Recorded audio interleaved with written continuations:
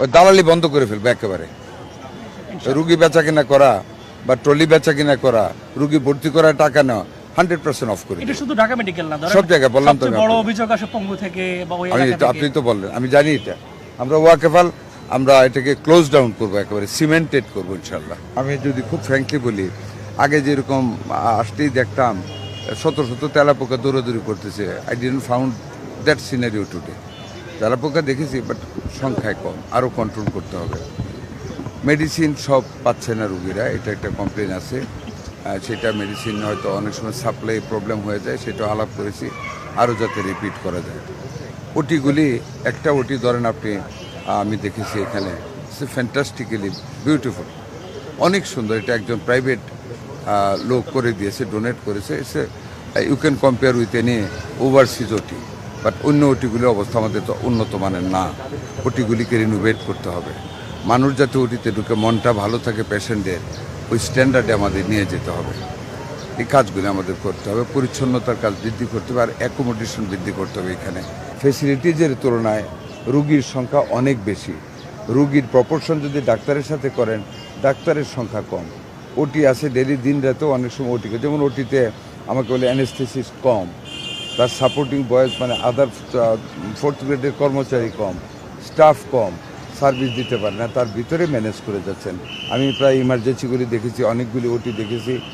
ওটি যেইভাবে ওটি স্ট্রাকচার আছে সেই তুলনায় ওটি পরিষ্কার আছে, বাট ওটির যে স্ট্যান্ডার্ড হওয়ার কথা সেই স্ট্যান্ডার্ডের ওটি আমাদেরগুলি না। একটা মাত্র ওটি আছে যেটা ইন্টারন্যাশনালি ইউ ক্যান কম্পেয়ার, যেটা আমি বললাম একজন প্রাইভেট লোক করে দিয়েছে, এটা আমি সেন্সে নিয়ে গেলাম। আমরা চেষ্টা করবো ওটিগুলিকে ওইভাবে রূপান্তরিত করার, যাতে করে রুগীরা উঠিতে গেলে মনটা ভালো হয়ে যায়, যেন একটা ভালো জায়গায় আছে।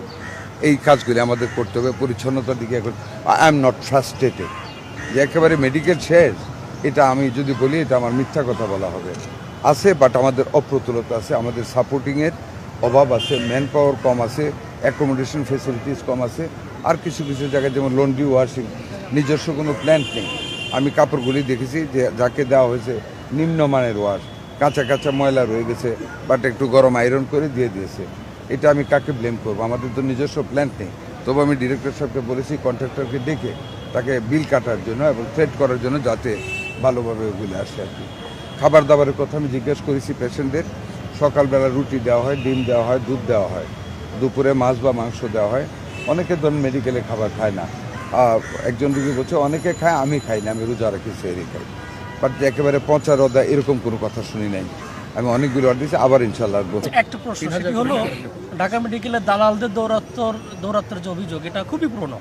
আওয়ামী লীগের আমলে দেখেছি আমরা, বিভিন্ন সময় অভিযান হয়েছে, তত্ত্বাবধায়ক লাস্ট ইন্টারিমের আমলেও হয়েছে। কি ধরনের দালাল বলেন? এখানে রোগী ভাগিয়ে নিয়ে যাওয়া, রোগীদের কাছ থেকে প্রতারণা করা, নানান রকম অভিযোগ আমাদের নলেজ আছে। হ্যাঁ, এগুলো এটাতে আমরা কি করতে যাচ্ছি আমি আপনাকে ওপেনলি বলবো না, বাট আমরা কিছু করতে যাচ্ছি। আমরা শুনেছি আমরা দালাল বা ট্রলি বিক্রি করা যে কাজগুলো, যেমন ওই দিন পঙ্গুতে হয়েছে, হ্যাঁ একটা অফিস অর্ডার হয়েছে, আমরা এগুলি কঠোর হস্তে দমন করবো। আমরা এই যে আজকে আসলাম, আরও দেখবেন আসবো আমরা ইনশাল্লাহ, এগুলি দমন করে ফেলবো। ওই দালালি বন্ধ করে ফেলবো একেবারে। রুগী বেচা কিনা করা বা ট্রলি বেচা কিনা করা, রুগী ভর্তি করার টাকা নেওয়া 100% অফ করে। এটা শুধু ঢাকা মেডিকেল না, সব জায়গায় বললাম তো। বড় অভিযোগ আসে পঙ্গু থেকে বা ওই এলাকা থেকে। আপনি তো বললেন, আমি জানি এটা। আমরা ওয়াকেফাল, আমরা এটাকে ক্লোজ ডাউন করবো, একেবারে সিমেন্টেড করবো ইনশাল্লাহ।